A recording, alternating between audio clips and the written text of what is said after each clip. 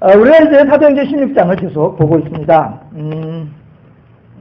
바울 선교팀이, 신라가 그 팀에 동참해 있고요. 디모데가 그 팀에 동참해 있습니다. 그리고 의사 누가가 또한 그 팀에 같이 동력을 하고 있습니다. 그리고 또 이제 허다한 이제 무리들이 또 같이 이제 따르고 있습니다.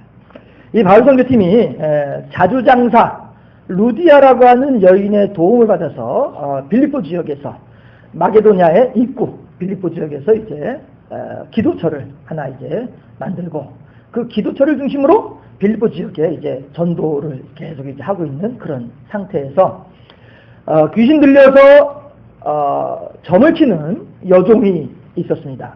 근데 이 여종이 바울 선교팀을 쫓아다니면서 그렇게 바울 선교팀의 이 전도 활동을 방해를 하는 거예요. 해방을 하는 거예요. 그러니까 이 바울이 그 여종을 보니까 참 불쌍하거든요.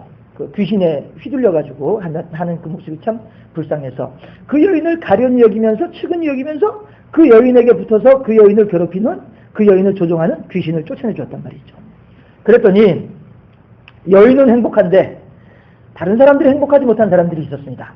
그들은 누구냐 하면 그 여종을 통하여서 많은 이득을 취하던 로마인들이 행복하지 못합니다. 왜? 자기들의 수입이 끊어져 버렸으니까. 화가 나잖아요.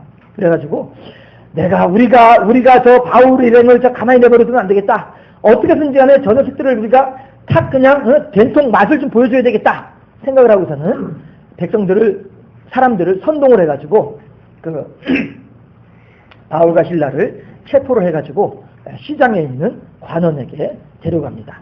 그게 뭐냐면 같이 한번 봉독을 해보실까요? 오늘 본문 16장에 19절부터 22절까지예요. 사도행전 16장 19절부터 22절까지 말씀을 합독해 보겠습니다. 19절 말씀.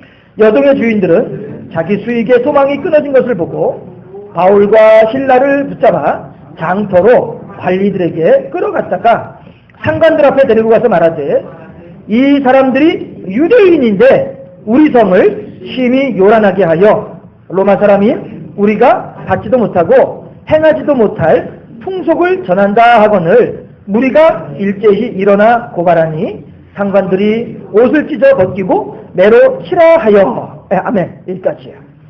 자, 이게 무슨 얘기예요? 지금 로마 사람들은, 그러니까 여종의 주인들은 실은 자기들이 화가 난 것은 요즘 젊은이들 하는 말로 열폭, 젊은이들 하는 말로 열폭해가지고 한 것은 뭐냐 하면 여종으로부터 귀신을 쫓아내준 것 때문에 이것 때문에 화가 난 거예요. 그런데 정작 고소 고발할 때 그 명분은 뭐냐 하면 이 사람들이 유대인인데 여러분 지역 감정을 조장하는 거예요. 우리나라의 대표적인 망국병 중에 하나가 뭡니까? 지역 감정이잖아요. 그렇죠? 어떻게 보면은 여기 계신 여러분들도 어쩌면은 그 지역 감정의 희생양일 수도 있고 또 어쩌면 죄송스럽지만 여러분들도 지역 감정의 수혜자들일 수도 있습니다. 경상도와 전라도라고 하는 지역 감정 속에서. 해서 어쩌면 여러분들은 우리들은 뭐 별로 그런 거 생각하지 않는데 라고 하시는 분들이라고 한다면은 경상도 사람들은 무조건 전라도 사람들 미워하잖아 이런 생각의 피해자들이시죠. 그거는 전라도에 있는 사람들도 마찬가지죠. 전라도 사람들도 마찬가지로 우리는 뭐 경상도 사람들 별로 생각하지 않는데 뭐 같이 오면 어때? 뭐 이렇게 생각을 하는데 라고 하는 그런 전라도 사람들이 있다고 한다면 당신들이야말로 지역 감정의 수혜자잖아 라고 얘기를 하면은 안 맞는 말이죠. 지역 감정이라고 하는 것은 참 일종의 묘한 군중 심리로서 어떤 그런 무조건적이고 무비판적이고 이런 쪽으로 몰아가는 그런 묘한 그런 것이 있어요. 이게 바로 이제 동지애이거든요. 동지애. 해서 군인들이 군복을 따르게 있는 이유가 군복을 통일해서 입는 이유가 그런 동지애를 고취시키기 위한 방법 중에 하나이기도 한데 말이죠. 아무튼 지금 이 로마인들이 바울 일행을 고발하면서 지역 감정에 하소연하고 있는 거예요. 이 사람들이 유대인들인데 자기들의 생각을 우리 로마 사람들이 전혀 따라가지도 못할 우리 로마 사람들하고는 전혀 어울리지 않는 그런 것들을 억지로 지금 우리 로마 사람들한테 전파하려고 하고 있다니까 이렇게 고소고발하는 거예요. 분명히 잘못됐죠. 하나님의 복음이 어째서 로마 사람들에게 하나님의 복음이 어째서 전혀 받지 못할 유대인들의 풍습이 되어집니까? 아니잖아요. 그런데도 불구하고 이 로마 사람들은 바울 일행을 유대인이라고 하는 이름으로, 그럼에도 불구하고 우리들에게 와서 자기들의 주의 주장을 억지로 심으려고 한다고 하는 이유로 고발하고 있는 거예요. 그랬는데 또 이 여론이라고 하는 것이 참 무섭습니다. 한번 여론에 편승하기 시작을 하면은요, 거기에서 나오는 그 단물이 있기 때문에 그 여론을 결코 무시할 수 없는 그런 무리들이 있습니다. 그 사람들이 누구예요? 장터의 관원들이고 그 다음에 나오는 상관들이란 말이에요.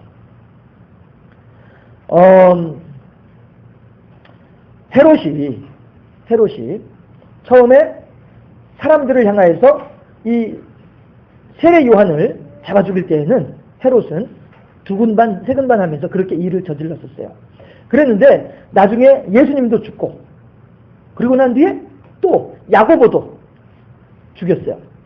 그렇게 하고 나니까 이 헤롯이 점점점 이게 기세가 등등해지는 거예요. 왜냐하면 내가 그렇게 했음에도 불구하고 백성들이 데모하지 않고 도리어 나한테 잘했다 이러니까 더 기세 등등해지는 거예요. 이렇게 되는 거죠. 그렇게 할 때에 헤롯이 사람들 앞에 나와가지고 효유를 쫙 한단 말이에요. 쫙 둘러본단 말이에요. 둘러보니까 사람들이 와 신이로다 막 이러버린단 말이에요. 그랬더니 헤롯의 마음이 안 그래도 막 대중의 인기를 얻으니까 막 으쓱해지는 거예요. 그랬더니 어떻게 돼요? 충이 먹어 죽으니라. 하나님 하신 말씀이에요. 충이 먹어 죽으니라. 결국은요, 이 여론에 편승을 해가지고 여론을 따라서 무엇인가 자기의 유익을 얻고 여론을 따라서 무엇인가 내가 어떤 우쭐대려고 하는 이런 모습들, 결코 하나님께서 기뻐하시는 모습은 아니더라라고 하는 것입니다. 흔히 하는 말로 우리가 남이가, 이 말, 이거 우리가 조심해야 될 부분이다라고 하는 것입니다. 나의 한 표가 어떤 결과를 만들어낼지 모르는 것처럼 오늘 본문에서도 이 사람들은 시장터의 관원들도 그 다음에 그 위에는 상관들도 정말 여론의 향배가, 여론의 방향이 이 바울과 실라를 잡아야 된다고 하는, 바울과 실라를 족쳐야 된다고 하는 이런 쪽으로 막 흐른단 말이에요. 그러니까 상관이 뭐라고 해요? 옳지, 알았어. 너희들이 원하는 바를 해줄게. 그럼 너희들이 나를 얼마나 더 좋아하겠어. 이러고서는 그래, 바울과 실라 데리고 와라. 옷을 벗겨라. 매우 쳐라. 때려오른다는 얘기죠. 그러나 여러분, 이거 한 가지를 분명히 아셔야 됩니다. 로마인들은 지금 바울을 고발하는 로마인들도 마찬가지고 그렇고, 또 바울과 실라를 고발하는 로마인들을 보면서 오냐 하는 시장터의 관원도 마찬가지고 그의 상관도 마찬가지고 다 어떤 사람들이냐면요, 불쌍한 사람들이에요. 왜냐하면요, 제가 여러분들 가운데 한 분을 두고서 집사님, 혹은 권사님, 혹은 장로님, 왜 이렇게 못생기셨어요? 제가 그랬다 칩시다. 여러분 가운데 한 분한테 왜 이렇게 못생기셨어요? 그랬을 때, 대체 목사님, 내가 못생겼다 그래요? 이만큼 생긴 잘생겼지? 내가 대한민국 교주인데 내가 왜 못생겼어? 목사님은 그렇게 말할 수 있는 거야? 하게 되면 이 사람 뭐예요? 진짜 못생긴 사람이에요. 그러나 왜 이렇게 못생기셨어요? 그러게 말이에요. 자, 좀 그렇죠? 이 사람 어떤 사람이에요? 내 내면에서부터 내가 못생겼다라고 생각을 하지 않는 사람은 느긋한 거예요. 그러나 내가 내 속으로 나는 공부도 못하고 난 얼굴도 못생기고 키도 작고 난 진짜 이런 사람이 이렇게 걱정하고 고민하는 사람인데 가가지고 야, 너 왜 이렇게 못생겼냐? 너 왜 이렇게 공부도 못하냐? 바보냐? 이러면은 어떻게 돼요? 열폭한다, 열폭. 진짜 그렇게 돼버린단 말이죠. 이거는요, 그 참 묘한 심리이지만은 이게 또 정확한 말이에요. 예. 그러니까 보세요. 만약에 요즘 이제 정주영 씨는 이제 가셨고 정몽준 씨 있죠. 정몽준 씨한테 가지고 아이고 왜 이렇게 가난하세요? 그럼 그 사람이 그러게 말해요. 난 너무 가난해가지고 난 미치겠어. 이렇게 말하겠어요? 아니란 말이에요. 그렇지만 길거리에 있는 노숙인한테 가가지고 왜 이렇게 가난하세요? 그러면은 그러게 말해요. 나 정말로 미치겠어요. 나 왜 이렇게 가난한지 모르겠어요. 그런단 말이에요. 왜? 스스로가 가난하다고 여기기 때문에 가난한 거고 스스로가 가난하지 않다고 여기기 때문에 가난하지 않은 거란 말이에요. 여러분들, 지금 로마 사람들이 바울이 한번 탁 건드린 것 때문에 이렇게 왁 일어나는 이유가 왜 그래요? 그만큼 자기들은 자기들의 정체성에 대해서 빈약한 거예요. 자기들의 자존감이 그렇게 약한 거예요. 한 번만 건드리면은 막 3개, 4개로 막 일어나버리고 마는 게 이게 그만큼 연약하기 때문에 그렇다라고 하는 것이죠. 그건 고관도 관원도 마찬가지고 상관도 마찬가지예요. 내가 어떻게 하면 내가 이 로마의 군인으로서, 로마의 장교로서 이 재위를 내가 어떻게 하면 놓치지 않고 잘 유지할 수 있을까? 늘 이게 불안한 거예요. 그러니까 상관이 한마디만 하면 예? 하고선 어떻게든 상관 눈에 들고 상관 마음에 들기 위해서 막 그냥 뭐 필요 이상으로 그렇게 막 손을 제끼고 하는 이런 사람들이 다 어떤 사람들이에요? 자존감이 약한 사람들이란 말이죠. 조직사회 직장 속에서 상관이 하는 말에 이른바 딸랑이들. 왜 그래요? 그만큼 내가 부족하기 때문에 딸랑이가 될 수밖에 없는 거예요. 내가 능력이 없다 보니까, 내가 능력이 약하다 보니까 언제 어떻게 내가 잘릴지 모르니까 어떻게든 잘리지 않도록 하기 위해서는 어떻게 돼요? 윗사람의 마음에 들어야 되거든요. 그러니까 윗사람이 눈에 들기 위해서 필요 이상으로 오바를 하면서 필요 이상으로 아랫사람들을 괴롭히면서 필요 이상의 어떤 성과를 내려고만 노력하는 사람들, 이런 사람들은 자존감이 약해서 그렇단 말이죠. 그러나 내게 능력이 있고, 아이 그래 우리 회사에서 이 회사에 나를 잘라? 그럼 회사가 잘못이지, 회사가 손해지, 뭐 까짓거 잘리는 맘대로 잘라라. 내 어딘지 가서 내가 뭐 어떡할 것 같아? 까짓거. 이런 사람들 어떤 사람들이에요? 당당한 사람이란 말이에요. 내게 능력이 있고 내게 무엇인지 할 수 있는 자신감이 있는 사람이란 말이죠. 로마 사람들은, 관원들은, 상관들은 불쌍한 사람들이란 말이에요. 한번 툭 건드리면 그냥 막 서너 개로 달려들면서 불쌍한 사람들이란 말이죠. 자, 해서 당시에는 하찮은 존재로 여겨지는 이방인, 유대인, 별것 아닌 민족, 그 민족의 사람, 이 바울과 신라임에도 불구하고 이 로마 사람들은, 그리고 관원과 상관들은 이렇게 막 그냥 막 흔히 하는 말로 진짜 벌떼같이 달려들어서 이렇게 하고 있더라. 이것 자체가 이미 한 수 지고 들어가는 모습이다 하는 것입니다. 옆에 있는 분들에게 이렇게 한번 인사를 해보시기 바랍니다. 부자로 삽시다. 옆에 계신 분들에게요. 부자로 삽시다. 그리고 이어서 이렇게 한번 인사해 보시죠. 은혜로 삽시다. 여러분, 부자는요, 돈이 많아서가 부자가 아니고요, 아침에 개밥바라기처럼 없는 살림에도 다른 생명을 소중히 여길 수 있는 그런 마음처럼 말이죠. 내게 있는 콩 한 쪽이라도 다른 사람하고 나눠 먹을 수 있는 그 마음이 부자다라고 하는 거예요. 아무리 많은 돈을 가지고 있다 할지라도 그 돈을 제대로 활용할 줄 모르고 그냥 쓸 줄 모르고 가지고 있으면 그게 무슨 부자예요? 그렇잖아요. 활용을 하면서, 사용을 하면서, 적용을 하면서, 사람들과 같이 나누면서 함께 기뻐하고 함께 즐거워할 수 있는 이 마음이, 이게 진짜 부자의 마음 아니겠냐 하는 것입니다. 그럼 그 마음은 어디서부터 나오느냐면요, 두 번째로 우리가 은혜로 삽시다 했죠? 하나님의 은혜를 경험할 때 그 일이 가능해지더라 하는 거예요. 손에 있는 보기보다 주를 더 사랑하는가, 이거란 말이죠. 내 손에 있는 통장, 내 손에 있는 금덩어리, 내 손에 있는 자동차 열쇠, 내 손에 있는 집안 열쇠, 금고 열쇠, 이런 것들보다도 이 모든 것들은, 그래 내가 그때 잘해가지고 내가 이렇게 로또 먹고 당첨돼가지고, 그래 역시 나는 확실히 럭키가이야, 역시 나는 뭐로 해도 다 잘돼, 이런 사람들은 하나님이 멀리 계신다는 사람들이란 말이죠. 이런 사람들은 아무리 많은 것을 가지고 있다 할지라도 가지고 가져도 더 가지고 싶은 것이 사람이 욕심인지라 만족할 줄 모른다는 거죠. 물론 저는 많이 가져본 적이 없기 때문에 실제로 그런지 모르겠습니다만은 옆에서 보면 그렇더라고요. 그런 사람들이 보면 그렇더라고요. 막 그 집도 막 이렇게 아주 막 그렇게 사는데도 불구하고 가서 기도하면, 목사님 축복 기도 좀 해주세요. 이번에 사업을 하나 새로 시작하려고 하는데 이러고 있어요. 얼마나 돈을 더 벌려고.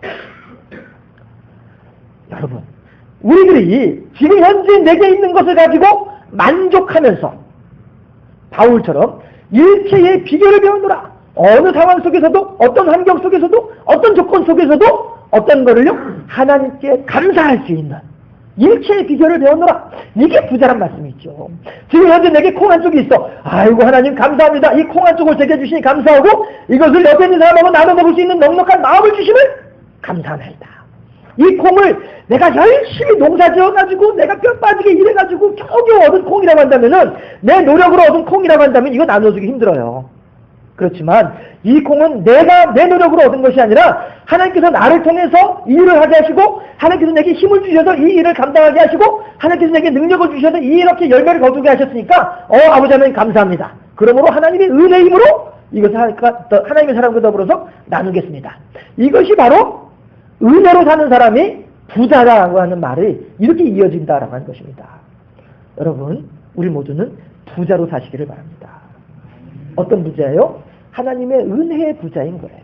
하나님의 사랑하심의 부자인 거예요. 하나님께서 내게 베풀으신 은혜가 이렇게도 크구나라고 하는 것을 경험하는 부자. 이 부자야말로 진정으로 옆에 있는 사람들과 기쁨으로, 감사로, 사랑으로 나눌 수 있는 사람이다.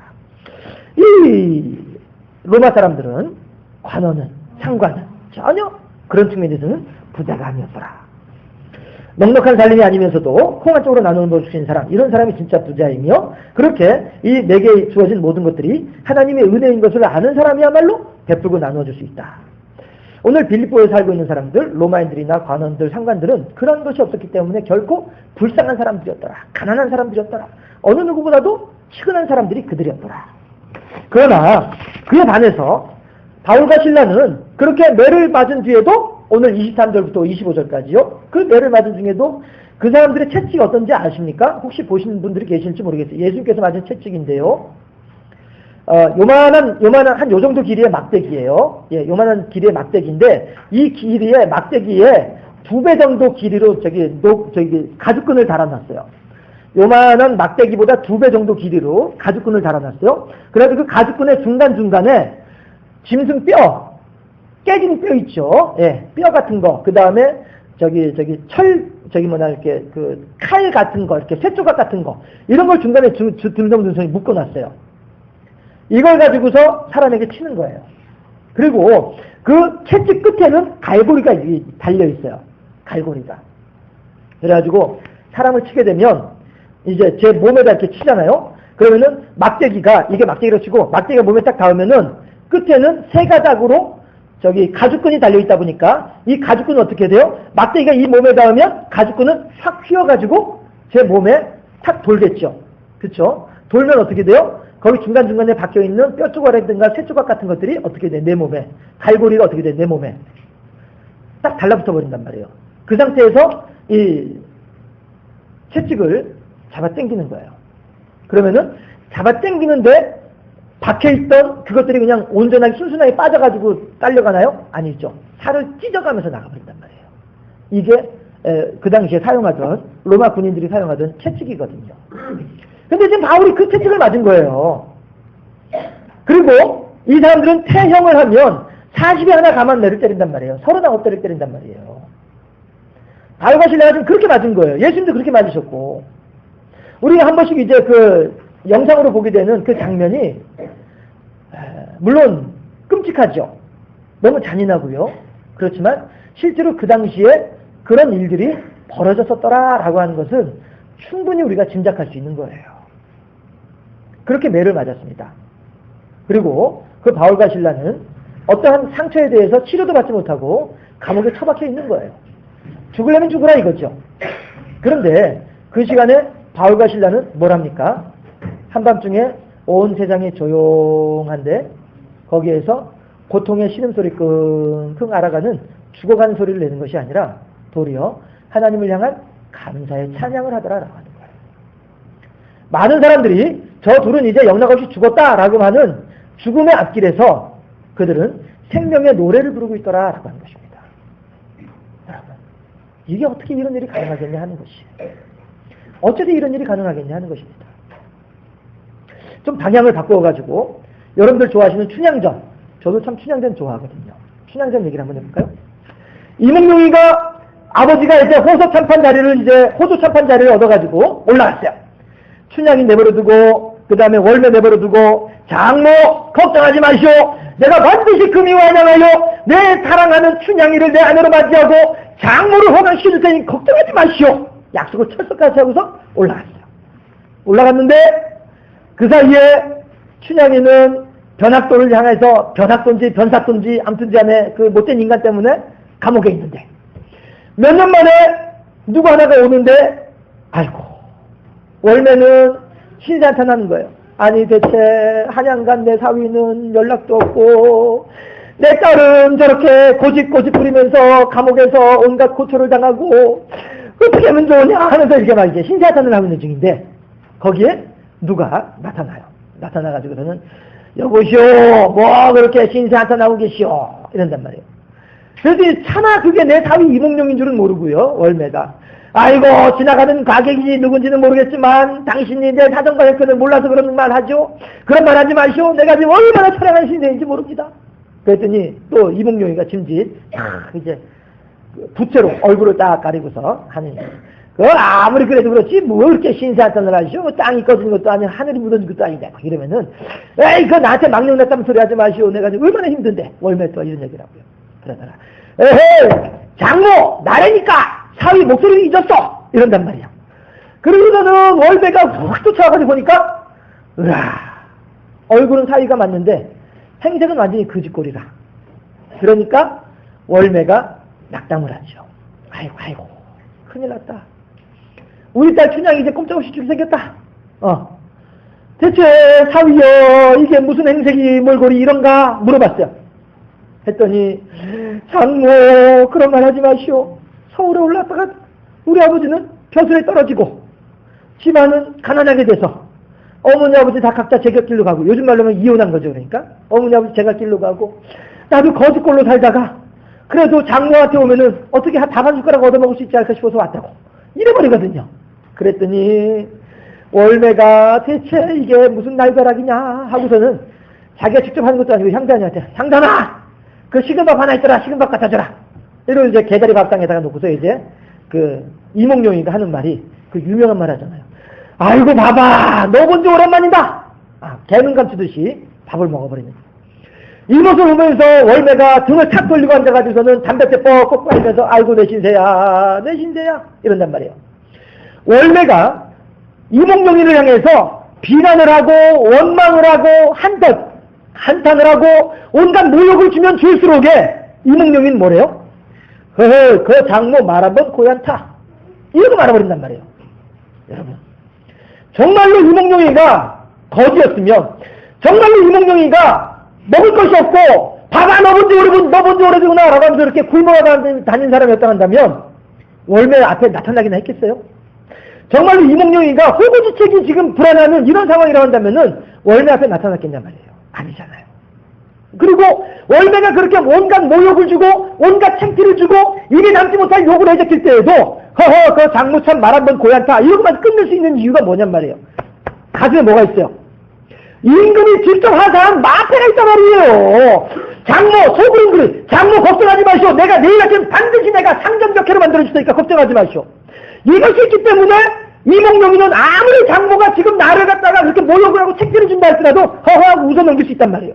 바울과 신라가 비록 그의 처지는 이몽룡이 거짓골처럼 바울과 신라의 처지도 지금 어느 누구보다도 처량하고 어느 누구보다도 지금 하찮은 그런 처지이고 상황이지만은 그럼에도 불구하고 바울과 신라가 그 죽음의 부탁에서 하나님을 향해서 생명의 찬양을 할 수 있던 이유가 뭐냔 말이에요. 나의 달려갈 길과 내게 맡긴 바 이 복음의 사명을 증거하는 이 사명을 마치고자 할 때에는 내 목숨조차도 결코 중요하게 여기지 아니하는 바울의 말씀을 향한 열정, 갈망, 이 자부심이 하나님께서 나를 이방인의 사도로 세웠다라고 하는 이 자부심이 바울로 하여금 신라로 하여금 그렇게 죽음의 자리에서도 생명을 노래할 수 있는 힘을 주더라.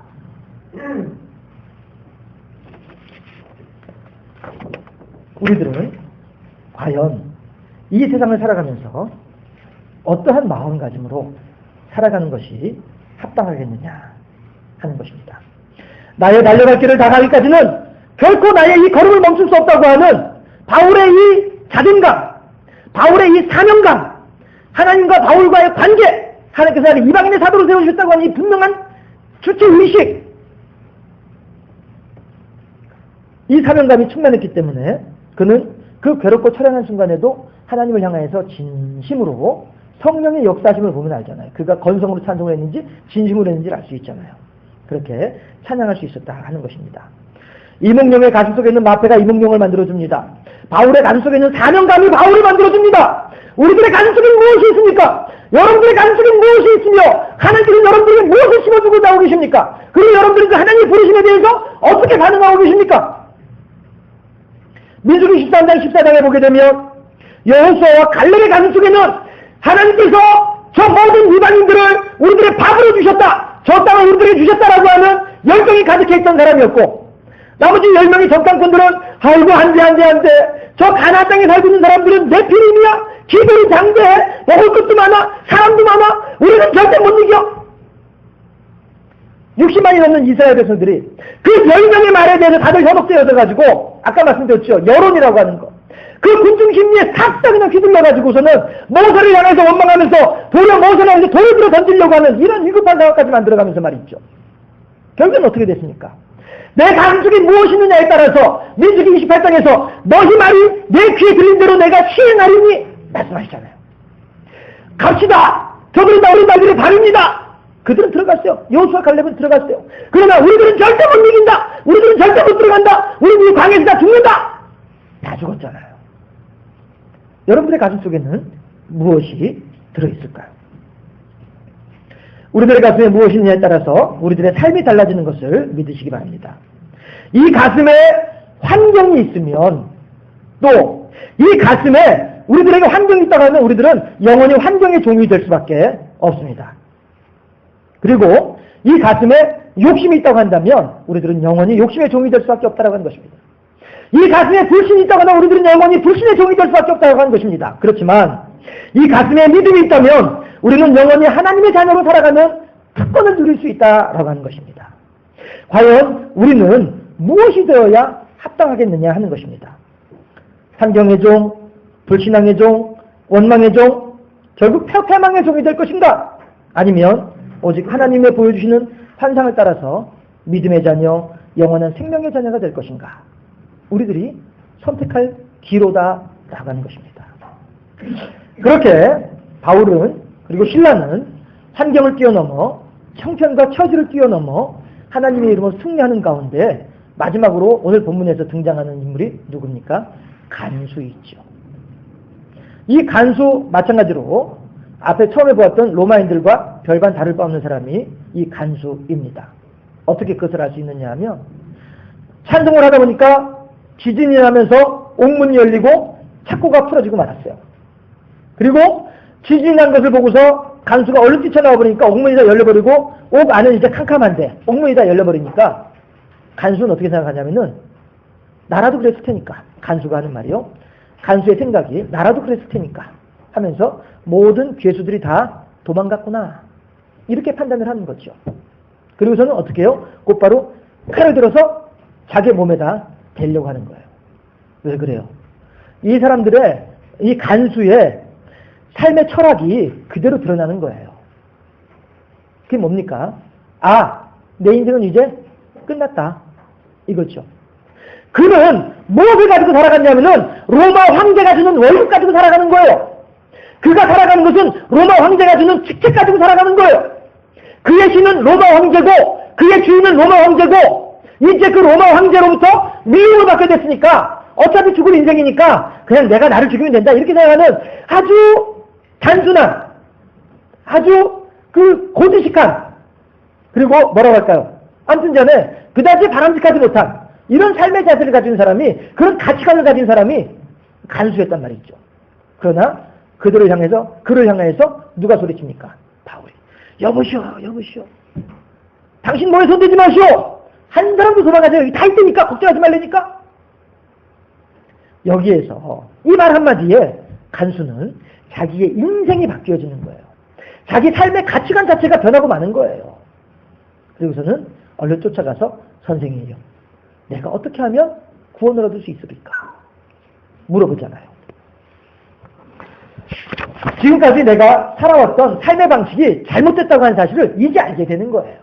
그 전에 눈앞에 있는 월급, 눈앞에 있는 직책, 눈앞에 있는 알량한 어떤 재산들, 이런 것들이 내 삶을 지탱해 주는 것이라고 여겼었지만은 바울이 걱정하지 마시오, 우리 다 여기 있으니까 염려하지 마시오